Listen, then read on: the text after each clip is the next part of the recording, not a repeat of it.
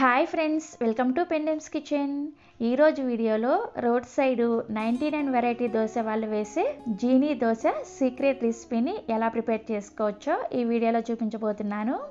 ఇక్కడ నేను చూపించబోయే విధంగా ఈ జీనీ దోశని మీరు ఇంట్లోనే ఒకసారి ట్రై చేసి చూడండి.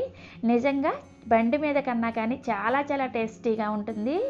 ఇక్కడ మీకు దోశ చూస్తేనే నోట్లో నీళ్ళు ఊరిపోతున్నాయి కదా. సో ఇక ఏమాత్రం ఆలస్యం చేయకుండా ఈ సీక్రెట్ స్ట్రీట్ స్టైల్ జీనీ దోశని మనం ఇంట్లోనే ఈజీగా ఎలా ప్రిపేర్ చేసుకోవచ్చో ఈ వీడియోలోకి వెళ్ళి చూసేయండి. ఈ జీనీ దోశని ప్రిపేర్ చేసుకోవడం కోసం ఒక ప్రత్యేకమైన దోశల పిండి ఉంటుందన్నమాట. ఆ దోశల పిండి రెసిపీని ఆల్రెడీ మన ఛానల్లో పోస్ట్ చేశాను. మీలో ఎవరైనా చూడని వాళ్ళు ఉంటే ఈ వీడియో పైన ఐ కార్డ్స్లోను అలాగే ఈ వీడియో కింద డిస్క్రిప్షన్లోను లింక్ ఇస్తాను, ఒకసారి చెక్ చేయండి. దోశల పిండి ప్రిపేర్ అయిన తర్వాత స్టవ్ ఆన్ చేసి దోశల పెనాన్ని పెట్టుకొని హై ఫ్లేమ్లో పెనాన్ని బాగా వేడి చేసుకోవాలి.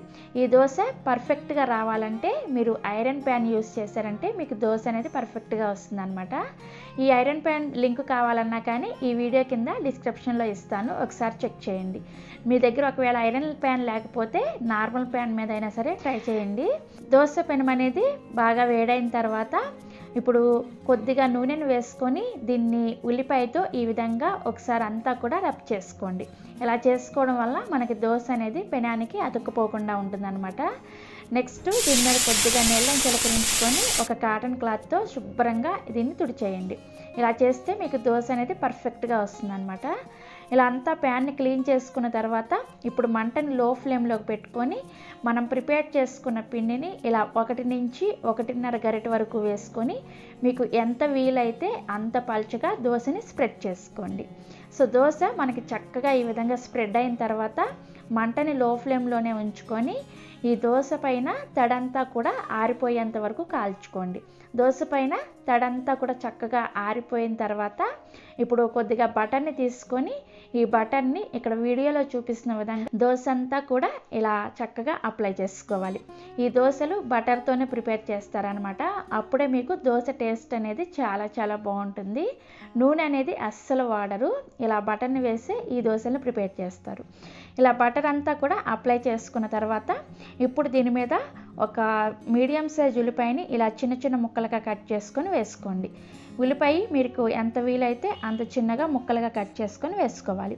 నెక్స్ట్ ఇందులోకి సన్నగా తరిగిన క్యాబేజీ కొద్దిగా, అలాగే చిన్న ముక్కలుగా కట్ చేసిన క్యాప్సికమ్ ముక్కలు, 1 టేబుల్ స్పూన్ వరకు షెజ్వాన్ చట్నీని వేసుకోండి.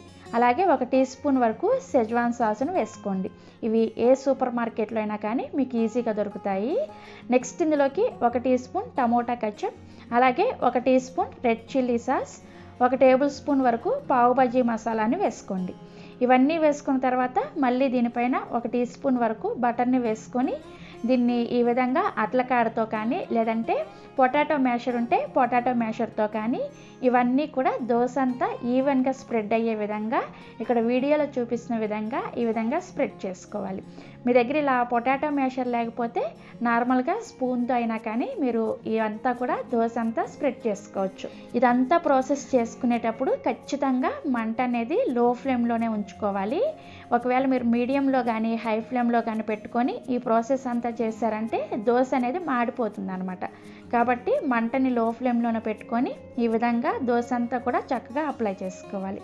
ఇలా చక్కగా అప్లై చేసుకున్న తర్వాత దోశల పెనాన్ని అటు ఇటు తిప్పుకుంటూ దోశ అంతా ఈవెన్గా ఒకే విధంగా కాలేలాగా కాల్చుకోవాలి. దోశ ఇలా చక్కగా కాలిన తర్వాత ఇప్పుడు దీనిపైన ఈ విధంగా కొద్దిగా పన్నీర్ని గ్రేట్ చేసుకోండి. నెక్స్ట్ చీజ్ క్యూబ్ని కూడా ఈ విధంగా మీకు ఎంత కావాలంటే అంత చీజ్ని కూడా గ్రేట్ చేసుకోండి. ఇలా చీజ్ని కూడా గ్రేట్ చేసుకున్న తర్వాత ఈ దోశని వీడియోలో చూపిస్తున్న విధంగా ఈ విధంగా కట్ చేసుకోండి. ఇలా కట్ చేసుకున్న దోశని ఇలా రోల్ లాగా రోల్ చేసుకోవాలి. ఇలా రోల్ చేసి మనకి స్ట్రీట్ స్టైల్లో ప్లేట్లో పెట్టిస్తారనమాట. ఇలా చక్కగా రోల్ చేసుకున్న తర్వాత మీకు ఇక్కడ చూస్తే నోట్లో నీళ్ళు ఊరిపోతున్నాయి కదా. చాలా చాలా టేస్టీగా ఉంటుంది.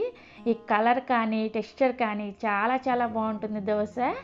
ఇదే విధంగా మిగిలిన దోశ ముక్కలను కూడా ఈ విధంగా రోల్ చేసుకోవాలి. సో ఇలా దోశ అంతా కూడా చక్కగా రోల్ చేసుకొని ప్లేట్లో పెట్టుకొని మీకు నచ్చిన చట్నీతో సర్వ్ చేసుకోండి. నేనైతే పల్లీ చట్నీతో సర్వ్ చేసుకుంటున్నాను. ఈ పల్లీ చట్నీ రెసిపీ కావాలంటే ఈ వీడియో కింద డిస్క్రిప్షన్లో లింక్ ఇస్తాను, ఒకసారి చెక్ చేయండి. సో ఇలా దోశ వేసుకొని చట్నీని వేసుకున్న తర్వాత ఈ దోశని బండి మీద అయితే ఇంకొంచెం గార్నిష్ చేస్తారు. దానికోసం దీనిపైన ఇంకొద్దిగా పన్నీర్ని గ్రేట్ చేసుకోండి. అలాగే ఒక చీజ్ క్యూబ్ను కూడా ఈ విధంగా గ్రేట్ చేసుకొని దీనిపైన కొద్దిగా స్ప్రింగ్ ఆనియన్స్, అలాగే బాగా సన్నగా తరిగిన కొత్తిమీర ఆకులు కొద్దిగా వేసుకొని మనం దీన్ని సర్వ్ చేసుకున్నామంటే చాలా చాలా టేస్టీగా ఉంటుంది. దోశ చూడండి, తినాలనిపిస్తుంది కదా. సో తప్పకుండా ట్రై చేయండి. ఇలా దోశని ప్రిపేర్ చేసుకొని చట్నీలో ముంచుకొని కొరుక్కొని తింటూ ఉంటే నిజంగా చాలా చాలా టేస్టీగా ఉంటుంది, మాటల్లో చెప్పలేము. ఇది ఒక్క దోశ తిన్నా చాలు, తృప్తిగా కడుపు నిండా మనకి బ్రేక్ఫాస్ట్ అనేది కంప్లీట్ అయిపోతుంది. సో తప్పకుండా మీరు కూడా ఒకసారి ట్రై చేసి చూడండి. ట్రై చేసిన తర్వాత టేస్ట్ ఎలా అనిపించిందో కింద కామెంట్ సెక్షన్లో నాతో షేర్ చేసుకోండి. అలాగే ఈ స్ట్రీట్ స్టైల్లో చేసే జీనీ దోశ రెసిపీ మీకు నచ్చినట్లయితే ఒక లైక్ చేసి మీ ఫ్రెండ్స్కి, రిలేటివ్స్కి కూడా షేర్ చేయండి.